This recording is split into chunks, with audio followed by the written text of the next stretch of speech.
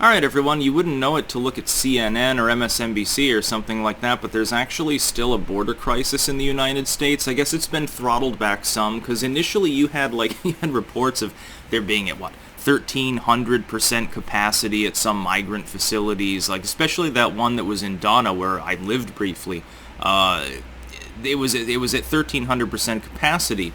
Not only is this dangerous and potentially unethical, due to COVID, it went well beyond the CDC guidelines that told people essentially at these border facilities people need to be sort of semi-separate from one another because of contagion. And here's the funny part. There's a lot of hypocrisy to go around here. First, there's stupidity by the legacy media. They're not even reporting at this point on the border crisis to try to help Biden. His approval is already in the tank at this point. By the way, his aggregated approval now is falling fast enough so that fairly soon it'll be below 50. That's sort of the death knell of his presidency when you think about it, because if the dude can't even maintain half the population's support, when you've got nonstop 100% positive coverage, fluff pieces from most of the legacy media, you've got everyone up to bat for you, and you're still doing the orange man bad comparison thing, your presidency fundamentally at some point collapses. It will not survive. I hope he ends up resigning. I hope Kamala ends up being forced out of office. I hope that they're impeached and removed as of the midterms. That's my hope. At this point, that's the operative hope for a republic, is that the entire administration, one person after another, gets canned. You remove Biden, then you remove Kamala, then you remove Pelosi. Go on down the line until you can get someone in there who's actually sane. That's basically what you need to do in order to restore the proper function of the U.S. government. Is it pie in the sky? No, not necessarily. Not if before the midterms people do what I'm suggesting and a million other groups are, which is get active at the local and state level. Take over those places first, take over all the state governments, and then, use the power of the states. It is possible to do that. Fortify the election, or rather defortify it. By the way, I'm a little bit lower energy today. I didn't need to guzzle, huge amounts of coffee. I'm on my first one at the moment. I'm still aware and awake. But the border crisis is still there, but you wouldn't know it.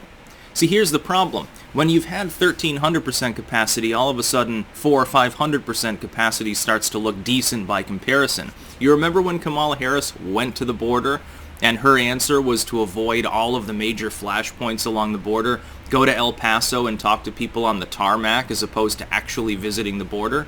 And she's the border czar. Even some Democrats now are calling for her to be removed from that post because she's not doing anything. She literally is not doing, at the moment, her primary job other than being the vice president, other than being there in case Joe Biden has another aneurysm or falls down the stairs in a light breeze. That's her major role. She's the border czar. That's an important job, which is why she got it. Although some people think she got it to make her less popular because Biden really just doesn't like her and was forced to take her on as running mate. I happen to largely believe in this story. But the worst problem, I think, is related almost to COVID. You saw Geraldo. I mentioned him the other day. A few days ago, he was like, well, if someone doesn't, we need to make it tough to not be vaccinated because, COVID's the plague. So you shouldn't be able to go to a restaurant or a bar or walk outside or do anything. You should have to have the vaccine to go to work or to survive. This is Geraldo's apparent opinion stated on Twitter.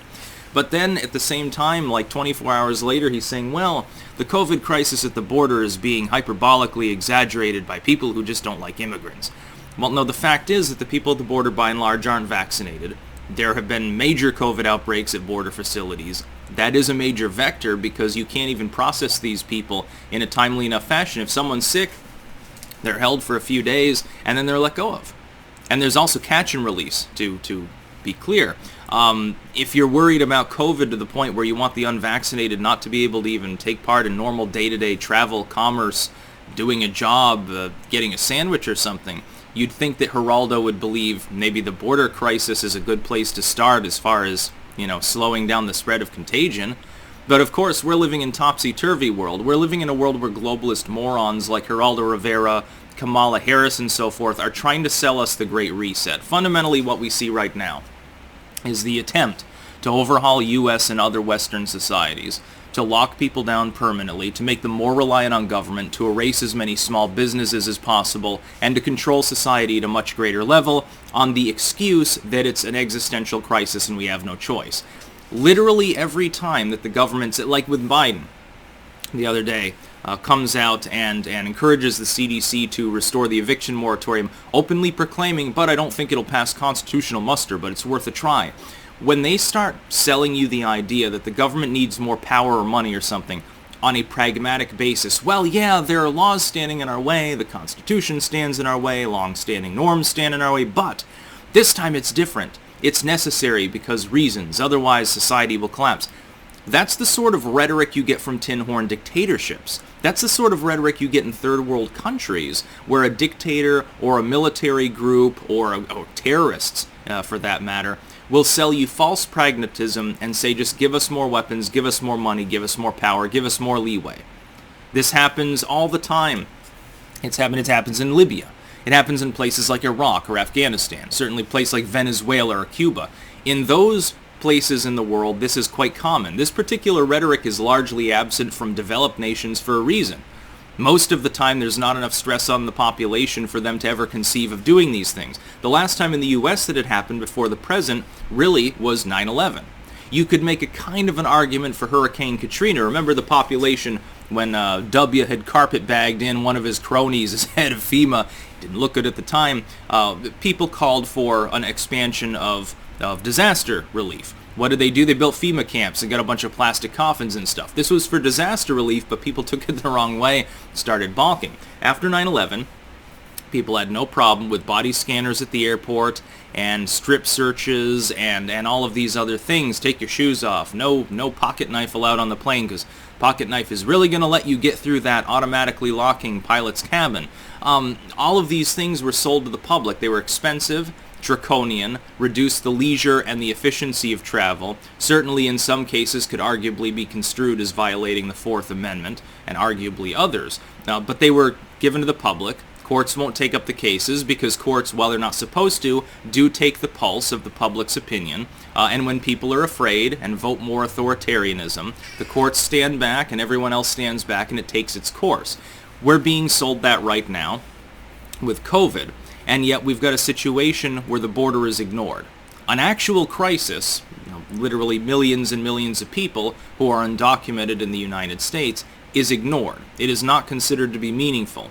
That's because the public is being sold fear about COVID. Then now they've got this Lambda variant, and they're saying, well, it may be more vaccine resistant. It may infect you more. And then you've got all of these lemmings at the same time talking about, none of whom, by the way, ever studied biology, apparently, talking about how the unvaccinated are causing mutations. Yeah, that really makes a lot of sense. I love it when people try to lecture me on epidemiology because I actually did bother to go to college and study biology. That was initially my major. It's very, very funny. You get to know a little bit about contagion, about the nature of viruses and all of these other wonderful things. Then you've got Rand Paul, actually. That'll be an exclusive today, talking down to the fascists, and I thought that was very funny.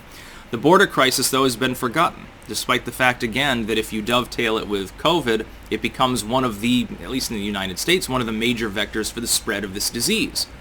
A lot of people, virtually none of which are vaccinated, held for a short time in cramped conditions, able to infect one another, and then turned loose. What more need you say, especially among the southern states? Nobody's even talking about it. That's about all. Peace out.